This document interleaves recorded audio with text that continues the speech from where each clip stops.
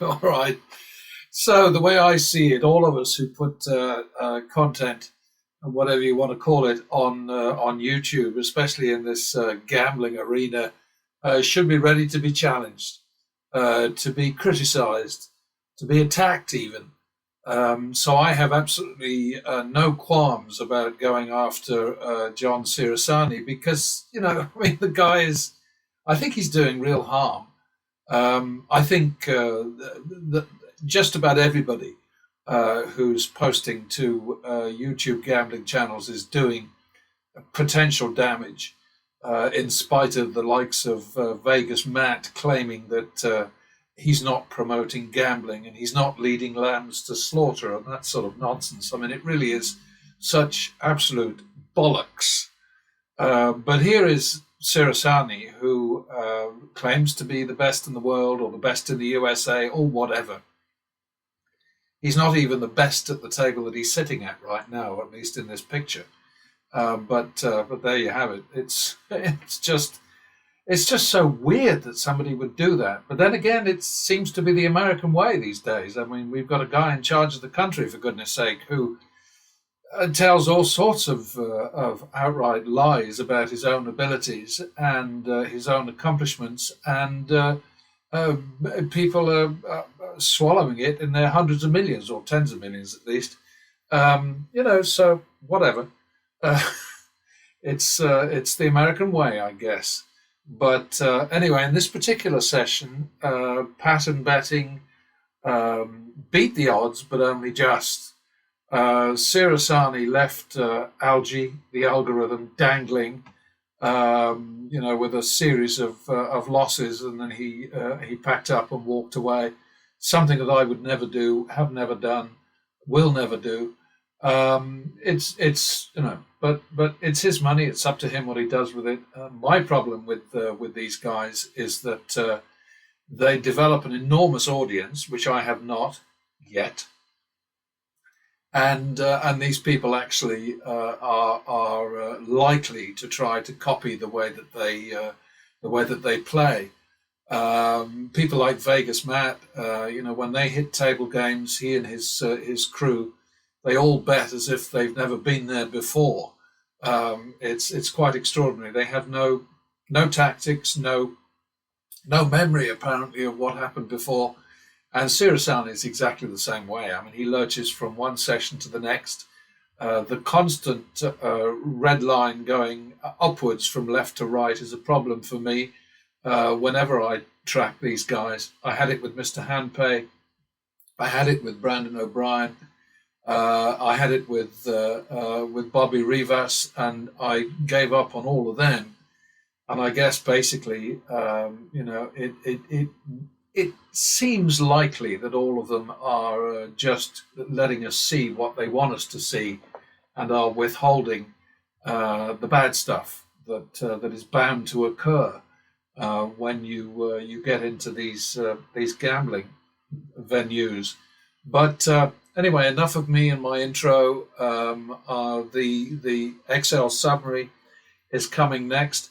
I'm trying to figure out a way to be able to more graphically show each one of his bets alongside each one of Algae's, or the pattern betting algorithm's, bets, but I haven't come up with that yet. I'm working on it. And if I had a few more people, sort of like encouraging me, and I'm very happy with the audience that I have, don't misunderstand me. But it would be kind of nice to feel that there are more than a few dozen people, sort of checking in to see what I'm up to. I do want to stress that with all of these tracking things that I do, I am absolutely relentlessly accurate about how I track the actual outcomes. Hate them as much as I might. Because sometimes there'll be a double down, or there'll be a stand, or there'll be a split, or there'll be something that I wouldn't do, and they never walk away from bad runs, from mean streaks, which I do. I have the rules in pattern betting, which I call sort of DBO, don't bend over, and gag, meaning get up and go. I'm just trying to communicate. That's the only reason why these things are as strange as they are, linguistically, semantically, whatever. But please don't copy people like John. I mean, he can do what he wants with his own money, but he is setting himself up as a role model just by doing this. He's and this is why I've taken to calling all these guys bad influencers. They all bet like twerps, and they're entitled to do that, but not to say, hey, people out there, this is the way you should do things. Well, I guess I must be more fickle than I realised, because yesterday I was saying, oh God, I can't do any more of this Sirasani guy. He's driving me nuts. And then today I'm catching up with his latest, mercifully fairly brief session with a BMX guy called TJ Lavin. Actually, probably a better player than Sirasani, but that's by the by.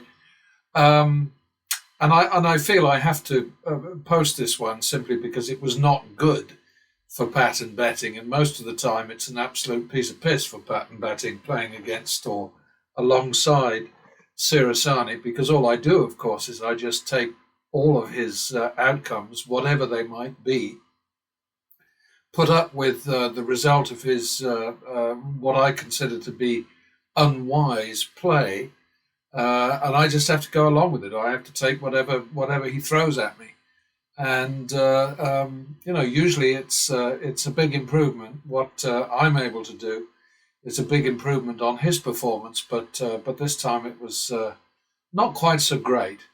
One thing I have to say, as I do at the beginning of these things quite often, is I am bothered by this, which is a continuous upward tracking for the actual value. The actual value, in case you've not been here before, being what you get when you take the number of winning bets, deduct the number of losing bets, and divide the product, the result of that sum, by the total action, which is the sum of all bets, win or loss.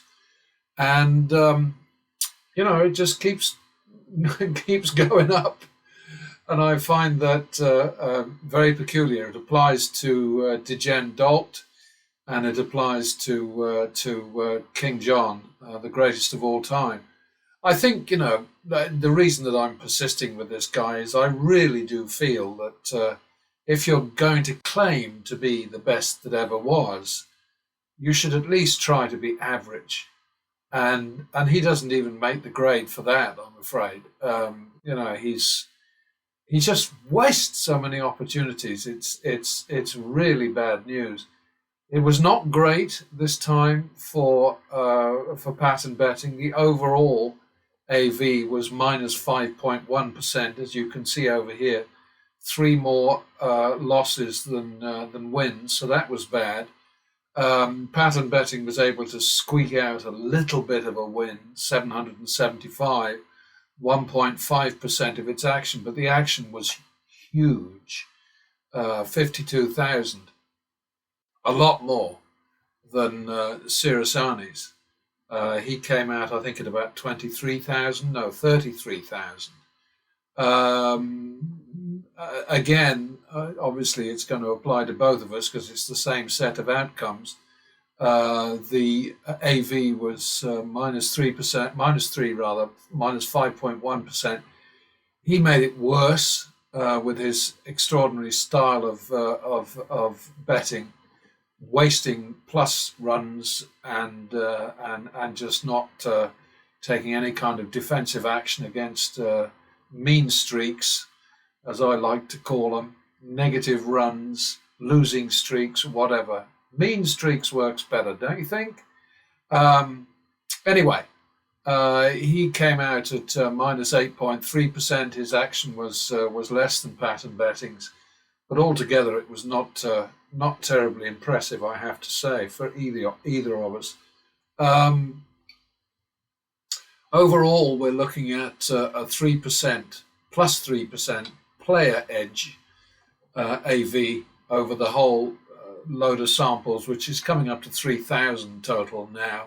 So it's reasonably representative. I mean, the mathematicians that come at me every so often from dark corners of the of the internet will always say, "Yeah, that's just anecdotal. That's nothing. It doesn't mean anything," which of course is a load of absolute BS. But BS is their stock in trade. Let's face it. So we just have to put up with it. 2,831 bets plus 3%, so it's a player edge. The GOAT, JC GOAT, is actually ahead overall by 2.4%, which means less than the player edge. So he's fallen below it. The pattern betting algorithm, I call it algae because I'm daft like that.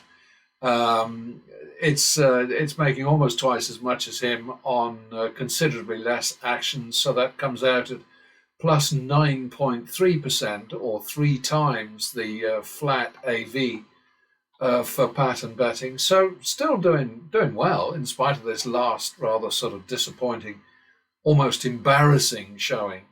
It was a win, sure, but it wasn't very good. One thing I should add, I'm bound to add, is that as he so often does, in fact, and Dalton Webb does the same thing from time to time. He's walked away from a mean streak. I would never do that. I'm always going to play until turnaround, and if I don't feel comfortable, then I'm going to go to another table and finish the sequence. But I will always wait until turnaround before I walk away. Where did he go from? He lost 2,000, I think, in this streak here. No, more than that. Let's see. He was at 3,000. Yeah, it was 2,000. He lost 2,000 just in this last, and then didn't bother to do anything about it. His average win 675. His average loss 677. So that's no damn use at all. For some reason, he didn't play any dumb multi-hand bets. He didn't play any second hands this time. I think probably because his buddy, TJ Levin, seems like a kind of fun guy, actually. He's a Las Vegas native. Seems to know his way around a blackjack table. He had a couple of moves that I thought were a bit odd, but that's all right. I mean, I want to stress, in all these situations, it's Sirasani's money. It's his choice. He can do whatever he wants with it. Set it on fire, flush it down the toilet, throw it out the window, whatever. And the same applies to anybody who plays alongside him. Obviously, it's their money. It's up to them. They can do what they want.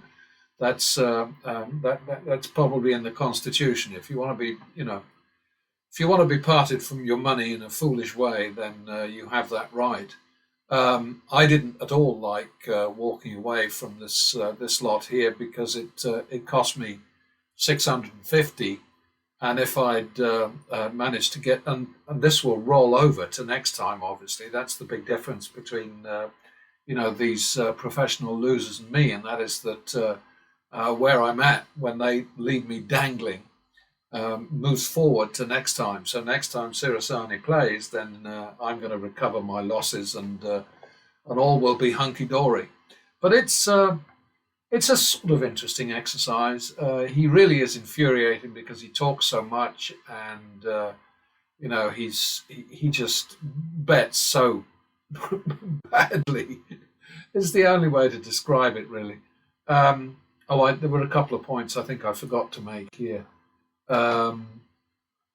Algae's average win overall since we started this tracking exercise, plus 713 against average loss 486, which is 147%. The greatest of all time, at least according to his own delusion. Plus 1706, minus 1430. That's 119%, which is definitely below optimum. But he is ahead, so there's no arguing with that. I just feel that there's a distinct possibility that both he and Mr. Dalt sorry, Mr. Webb, are cherry picking, because it's just so odd that that in both cases the AV is moving sort of upwards from left to right instead of downwards from left to right, which is the way the casinos want it to be, and the way that the math mostly makes it turn out. But anyway, there we go. That's that. I will catch up with you whenever next time. But there you have it. Anyway, good old dark green pattern betting, algae, and light green Sirasani. And I guess as long as he only shows us the things he wants us to see, he'll keep slowly moving up. Whatever, maybe, I mean, it just doesn't make sense that these guys are not cherry picking, because, I mean, look at this. It's ridiculous. That never happens. Well, yeah, short term maybe, but long term, I don't think so. I'm sorry. Anyway, next time.